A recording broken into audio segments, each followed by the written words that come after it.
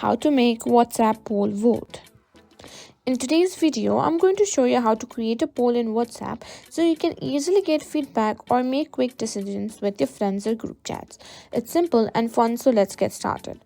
First, open the WhatsApp and go to any group chat where you want to create the poll. Unfortunately, WhatsApp doesn't support polls in one-on-one chats, so this feature is only available in group conversations. Now tap on the plus icon.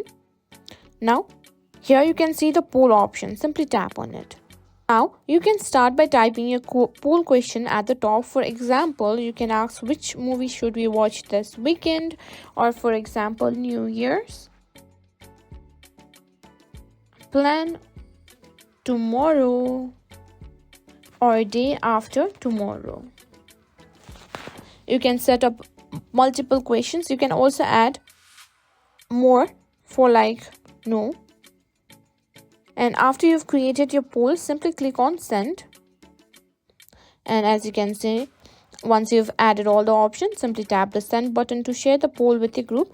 Now group members can vote by simply tapping on one of the options.